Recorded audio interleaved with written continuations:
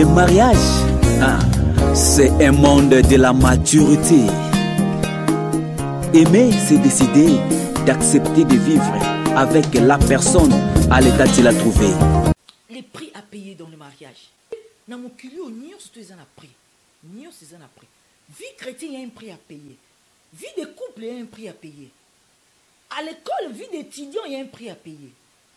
Mais bien aimé, aujourd'hui, il y a des gens qui sont dans le mariage, mais ils ne veulent pas payer les prix. Et nous sommes en couple, en tout cas, bango baza bien, en tout cas, bango te okla bango la likambute, en tout cas, bango vient basona raté, en tout cas, bango na mona tout le temps bolingo balaxaka na ba réseaux sociaux, il y a que na réalité. Réseaux sociaux c'est autre chose, mais réalité pèse le romsous. Babinda ko yo vanda to yebi parce que ma etanga raté. Tant to kota na kati na mabala. Et loko li bosso, auto kota na ko difficulté li bosso ezalaka choc de comportement. Et ça va comportement musu se bimaka tango bo koti na ndako libala. Yaya ba bi moka uti na ngambo sangani, mutu mutasana ba liena e. Bo sangani bo sala chemin ensemble. Ce n'est pas du tout facile, ce n'est pas du gâteau. Et libala eza li panangu bate. Basu tete la ozolia. Surtout on a télémilaka basi oyo bibi bale oyo baza toujours na face accusation pa ya muninga. Moi si mbi maibo vana libala te yo yebo vana libala. Yo tata oyo yebo vana libala. Libala est sa facilité. Quand tu rentres dans le mariage, tu dois comprendre le langage du mariage. Donc le langage oyo qui fiançailles, ya qui chérit, c'est autre chose. Ça n'a rien à voir avec le langage du mariage. Oh moi si faut ça monter ma monene te. Moi si ça na monter ma monene, mo bali pe ça na monter ma monene. Parce que bino mi bali bozo sala chemin ensemble. Parce que bino mi bali ndefu boko mabomoko. L'homme aime, femme soit soumise. Obi des choses on a ce qui lelo to meki ko tchongo na pratique, pe na ko banga ensemble. Il y a beaucoup de choses pour éliminer beaucoup de choses. Le prix du mariage. Dans tout le mariage, il y a un prix. Ba misu so mona bango ba bunda bitumba ba bunda. Lelo so mona bango, ouais. Balata kimia zoma na babana na bango yaya oyibi nzela ba utité. Principe de la maturité, c'est l'obéissance à la parole de Dieu, parce que la parole de Dieu nous ramène dans les différentes clanches. Attaque bango yendengeni na kati na maloba nzambe parce que tozora maele maturité. Mutu moko te kana libala na expérience. Yaya ko kasatik bambola no za na ngoya ngoni ko la c'est oza na expérience à libala. Mutu muso zo tala kaka mabe ya mobile. Azouta la caramba bé à moi si mobimba bé moi si mobimba changer arrête yaya est-ce que yo déjà sur ça les faut changer parce que t'as besoin de changement na yo comme changement moi si yaya tout vendre d'accord tout vendre tout raisonner ni ba la sur les coups final ba jamais ça la faute à moko les pires wana. Comment c'est possible aujourd'hui les pires oh ba lobela la mission na bala les gens n'arrivent plus à supporter les pires obi li bala sur komika faute na yo. Moi aussi, je faut na yo, mbala bi faut na yo, place de balle kufara ya ngwa. Faut na yo. Ezayo. Choc. Personne a mutu moko te na kati na bango, aza prêt ya ko payer les prix dans le mariage. On doit payer les prix. Yo moni ba couple belé ba vanda kimia autant sou moi ça payer les prix hein. Moi mon balio mutu mabe, azo nyoko la moi sinaye. Mais mon coloca moi ça vous a décidé à changer moi le moi mon quel comportement automatique on est là qu'on est changé mon bal.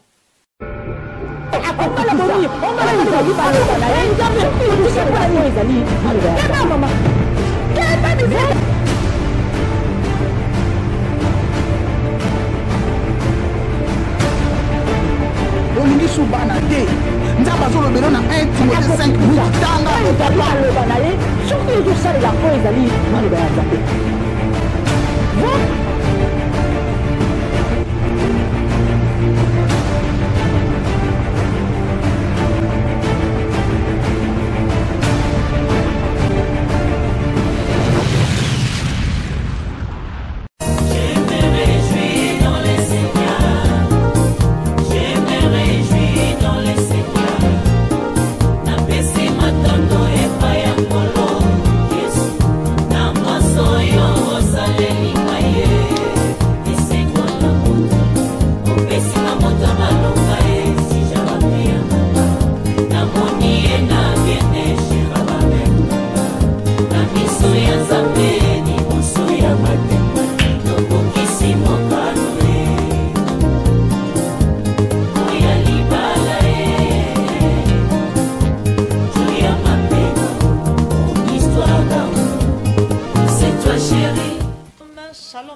nyonso bazolanda Michel da Silva topesaki bino moi publicitaire ya koloba ete affaire mariage toujours des retours dans le chemin de l'éternel tolobi les prix à payer dans le mariage. Mais bien aimé dans le Seigneur, merci d'être connecté dans le chemin de l'éternel avec la servante de Dieu Michel da Silva. Les prix à payer dans le mariage. Les prix à payer. Vous savez, dans mon culot, nous sommes à prix. Nous sommes à prix. Vie chrétienne, il y a un prix à payer. Vie de couple, il y a un prix à payer. À l'école, vie d'étudiant, il y a un prix à payer. Tout dans ce monde, il y a un prix à payer. Mais bien aimé dans le Seigneur, aujourd'hui, tout ça, le prix à payer dans le mariage. Mais bien aimé, aujourd'hui, il y a des gens qui sont dans le mariage, mais ils ne veulent pas payer les prix. Il y a des gens qui sont dans le mariage, mais ils ne payer le prix à l'Ibalate. Maman pas éclaté à Zongi. C'est dur. Pour les meilleurs, pour les pires.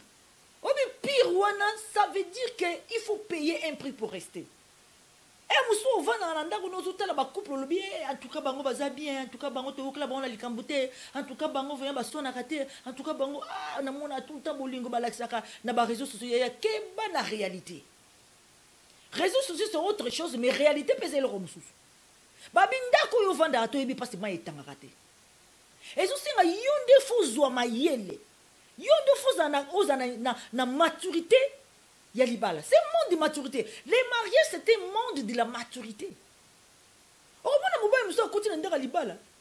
Bala moko pa na moi c'est choc le comportement. Et lo li bosso d'abord déjà je dis. Tant to kota na kati na mabala. Et lo ko li bosso auto kota na ko difficulté li bosso ezala ka choc de comportement. Parce que tant que vous avez qui fiançailles, ou tant que vous avez qui chéri, c'est difficile, difficile même impossible de pouvoir découvrir les comportements et batamina sekuna et ça passe. Et ça va comportement musu se bimaka tango bo koti na ndako liba. Ya ya bali moka uti na ngambo sangani, mutu mutazana balie na ye. Bo sangani bo sala chemin ensemble. Ce n'est pas du tout facile, ce n'est pas du gâteau. Et libala eza lipa na nguba te baso tete la ozolia eza lipa na nguba te libala okomana mutu na bali na koti na libala te na bala te na sala ta 10 ans d'espérance na libala te mais moi ça liboso akozwa obi mobala liboso akozwa mobala mobimba aibu kovanda na mosi na libala te mosi mobimba aibu kovanda mboli na libala te mama surtout nga na tele milaka basi oyo bibi bali oyo baza toujours na face accusation pa ya muninga. Moi si mbimba ibo vana na libala te yo ibo vana na libala yo tata oyo ibo vana na libala mo mbimba ibo vana na libala te yo mama yo vana na libala kombe bambula boni. La Bible dit l'autre quitte, l'homme quittera sa mère et son père s'attachera, les deux deviendront, on va dire deviendront, c'est tout un processus. Et ça nous est là moulaï, et ça nous est là moulaï. On va dire que Sengeli Moutouni se faire comprendre que l'ibala est sa facilité. Quand tu rentres dans le mariage, tu dois comprendre le langage du mariage. Donc, le langage où il y a qui fiançailles, il y a qui chérit, c'est autre chose. Ça n'a rien à voir avec le langage du mariage. Le langage du mariage. Et là, on a un choc de comportement. Yaya, on met ça dans le langage, on met ça dans le comportement, on met ça dans le nangote. Si vous avez un langage, si vous avez un mémo, on va bien avoir donc il y a un kamba soda.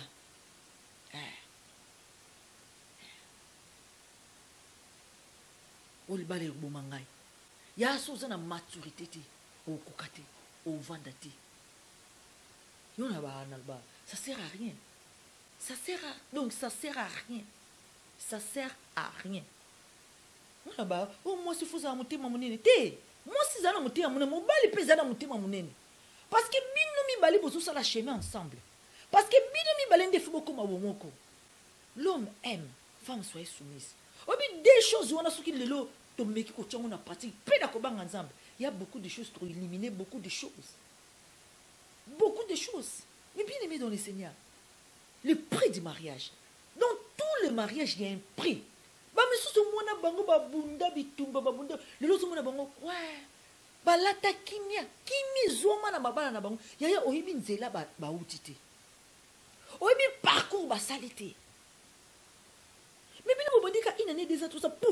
Il est déjà tout pouf.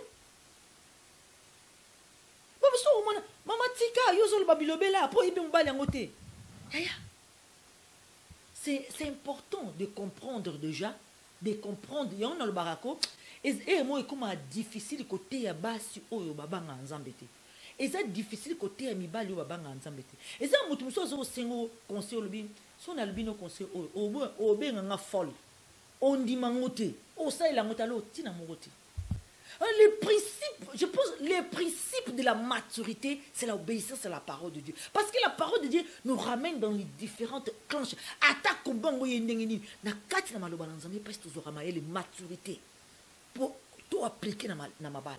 Ou bien na classe, place na tanga ko, na classe aujourd'hui, je suis en train de faire une formation en communication. Balobi était mutu na normal, mutu azana 6 types de personnalités. Donc tous on a 6 types de personnalités dans le monde où ils ont kati na moto moko moko. Moto muso ko na 2 types, mais azana base moko ya personnalité et puis azana phase moko. Mais on a na 6 types ya personnalité na balaxi biso et ça na ba oyo ba ça ba travail humain. O ba ngama micha travail type de personnalité travail humain ngo bani. Travail humain et ça ba to ça musala.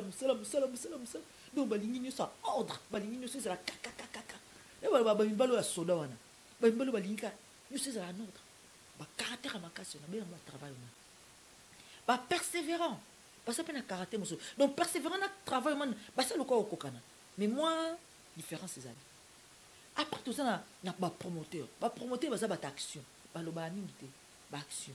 Bah, rêveur. Bah, rêveur, bah, ça calme trop. Bah, ça trop isolé. Bah, lingi.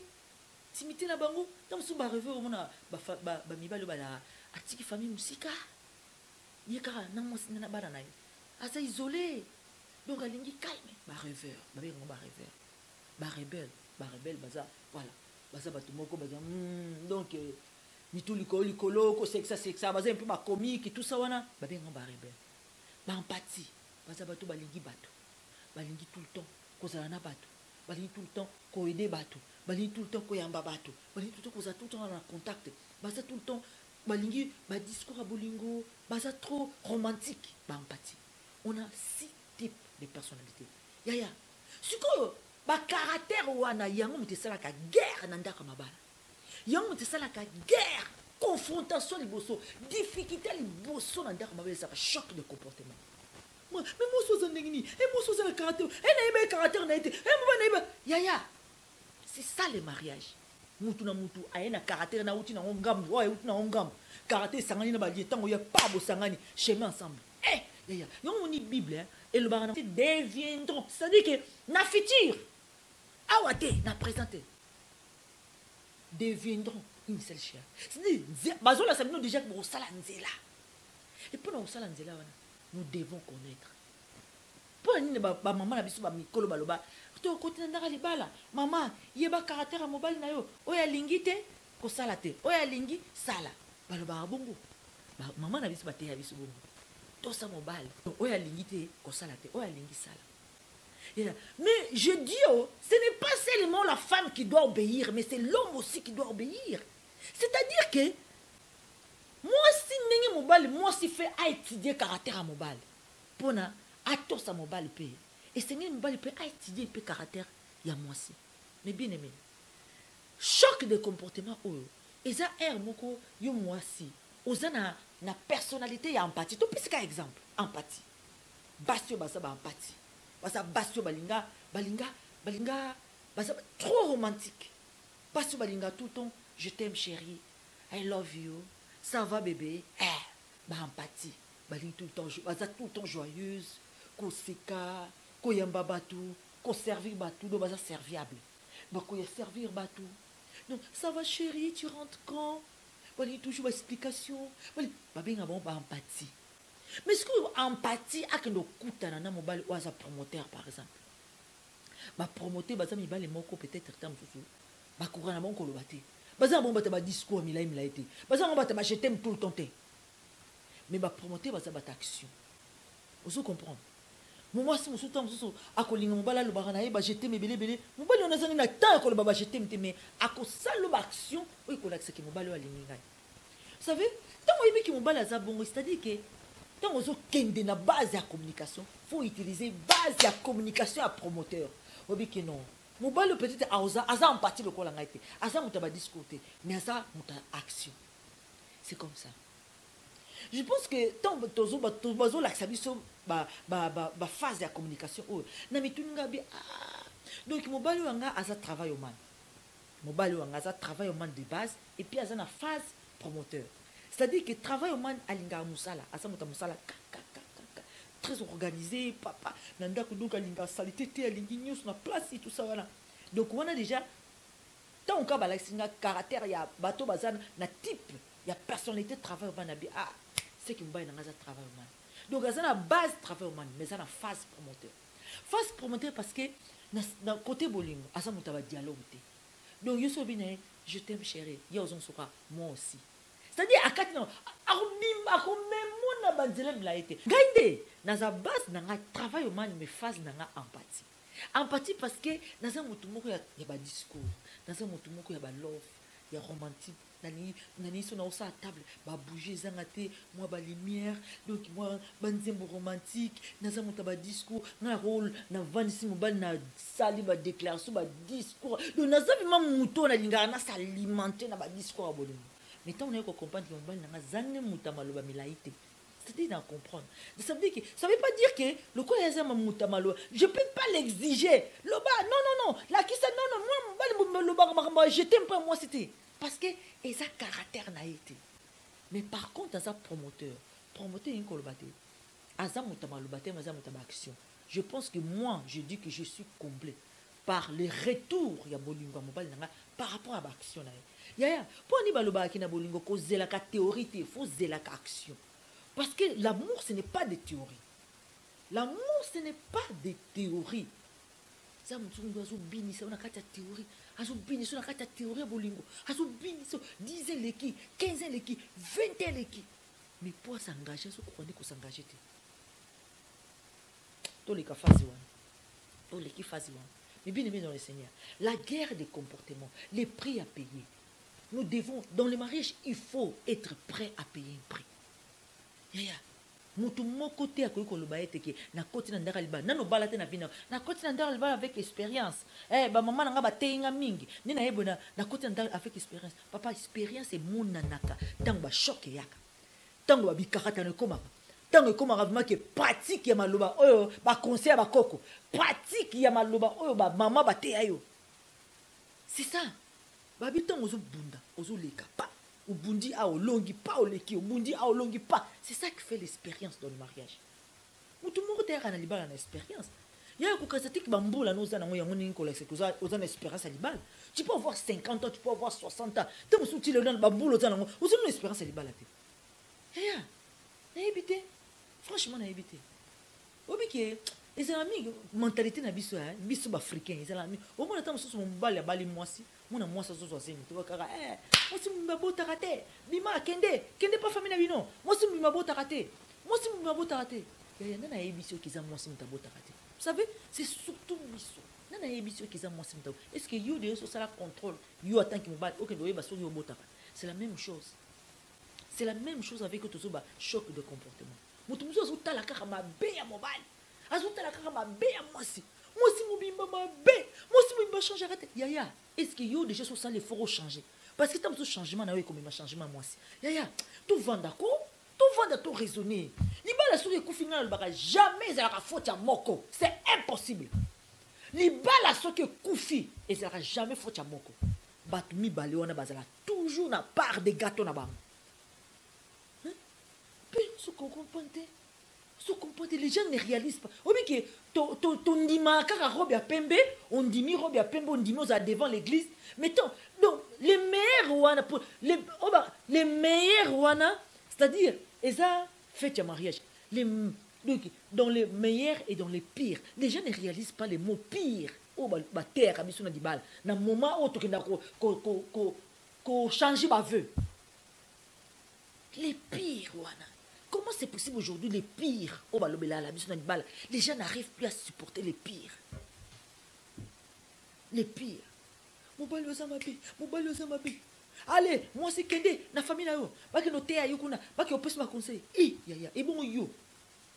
Faut arrêter. Franchement, il faut arrêter avec cette mentalité. Il faut arrêter l'homme. Femme, il faut arrêter. Obi libala so ekomika foti ekomika foti na yo. Moi c'est lobi foti na yo, mbala bi foti na yo. Place libala ekufaka yango. Mais moto andimaka abi na ndimi foti na ngai pe na ndimi na changer. Avec l'aide du Seigneur na ndimi, papa na za foti. Na on changer. Donc ça tout na changer. Nzambe sunganga na changer. Obi moto oyo abandaka na dilobana ke na ndimi foti na ngai. Et puis na dingi na changer. Nzamba sunganga e bandela maheli. Et bandela maël, et bandela sagesse, et bandela mentalité. Yaya, vous avez quand on apporte la mentalité. Mentalité. Yaya. Faut-il Esayo. Choc. Personne. Donc, mon côté, na kati na bango, as après, il y a qu'à payer les prix dans le mariage. On doit payer les prix. Yo moni ba couple billet ba vendre kimia autant sous moi ça payer les prix hein. L'homme, la femme a payé les prix. Mais quand l'homme, la femme, parfois quand on regarde, on voit, moi, mon balio, mon toumabé, azonio kola moi sinaye. Mais mon coloca, moi, ça vous a décidé à changer moi le moi mon quel comportement automatique on est là qu'on est changé mon bal. Yaya, est-ce que vous comprenez tout si comme un cambo n'a ndako na mabala na biso, to bake, ma bezaka yete. Ma bé, peut-être ils ont bimakat na ye par rapport à ma bé mon ko yayo. Il y a aussi que moutou na moutou faut comprendre responsabilité na ye moutou na moutou faut étudier mon ninga na ye netingaye na na moutou olanda mbaye na simate aujourd'hui je vais entendre des déclarations d'amour pour ebima nangote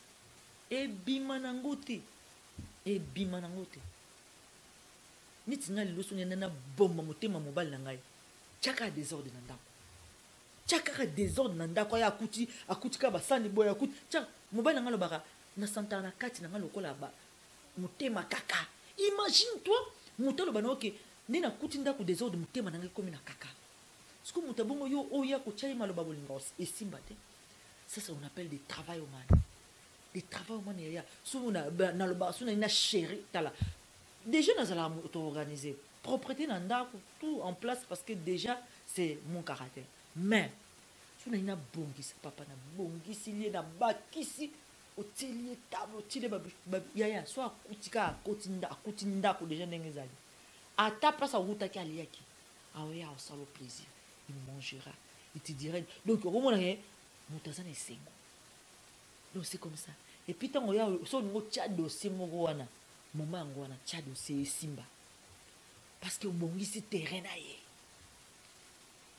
moi si mobimba soka moi discussion muke habimi akei moi si mobimba soka moi discussion muke habimi akei mobali mobimba soka ce sont des empathies yaya ce sont des empathies bakokaka bakelele te empathie eza caractère na bango personnalité na bango place makelele ezali batikalaka te ce qu'on mobali soko comprendre que moi si na ngaza na base empathie yayo chama kelele te okoganga te okosilika te siko bampathie balinga siko douceur atozo lo balikambo ya passe mais siko utiliser langage ya douceur wana ozwini aoyoko kitoko aoyo pe aobimana ete obanse ça va chérie tout va bien ok alors oyebi ke na linga yo wana déjà obongisa terrain ozobongisa po olingo obenda ye matoi na likambo moko songolo pakala sali oyo sepeli nango te mais avant obanda ko attaquer na likambo wana banda ko bongisa terrain ya bato baza ba empathie soko bongisa terrain na ye après tchanyo so lingo tcha likolo aosilika te akotomboka te akobima te akokima te oko agresser ye te na personnalité na ye oso comprendre un peu tala soki mundela azopesa biso mayele ya koyeba ko se communiquer en tant que bato oyo baza na ba personnalité différent et bongo nzambi d'ailleurs nga kutu oyo eza na nkoka lokola neti deuxième connaissance onga nazwi en tout cas na monde physique otozo vivre na bon nzambe déjà tango ozotosa maloba na nzambe eza na facilité ya kotosa mobali parce que oyebi ke mobali aza chef ya libota donc oza na facilité ya kotosa mobali mais tango na classe na tangi onga bi mais non mais oh, c'est très important. Oh, ils ont pas de biso lelo, ce sont des chocs de comportement. Quand il y a un choc de comportement, il y a une rupture de communication. Et quand il y a une rupture de communication, c'est à ce moment-là que l'infidélité est envahir le couple. Imagine-toi que Oya Rananda Kosolana. Imagine-toi que moi ça s'enfermait. Au besoin de moi si moi na personnalité rêveur là ça va tout monde ça toujours na boule na bango hein. Donc ils sont calmes mais ils sont trop isolés. Donc bakanga toujours so moi li comme pa akani ba mo porte na. Donc pas de communication. Ba rêveur. Ce que vous avez caractère voilà. Ya communication sur les athées ici dit. Mon bala bando sur la hier. Dans sur la hier makamo sou peso ko la hier. Tout ça maïle ko, tout ça maïle. Balobi les mariages, c'est un monde de maturité. Chante de l'Éternel, le bien c'est un monde de maturité. Il y a Luka Ozomaïl. Luka Ozomaïl. Luka Ozomaïl. Ça va m'amuser sur mon bal à Zosalaï. Ningo comprendre. Il y a beaucoup de choses. Oh, comprends bien. Mais mon bal à Zabo est mais pourquoi tu raisonnes comme ça? Mais tant qu'on ressent à moi, donc mon to yoaza. C'est excusez. C'est plus facile de comprendre et de faire. De comprendre et de faire. Quand tu comprends, tu le feras. Mais quand tu ne comprends pas, on ressent la beauté. Yaya. Les prix à payer dans le mariage. Nous devons être prêts à payer les prix. Et c'est la mobile, et c'est la moisse. Nous devons payer les prix. Nous devons payer les prix. Yaya.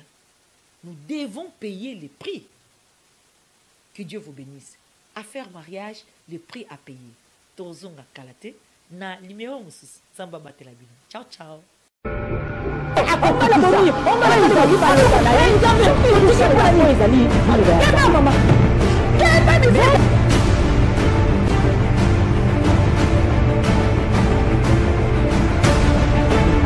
Olingi subana te nzaba zolo belo na 1 Timothée 5 tanga surtout les jours ça les enfants ils allaient dans le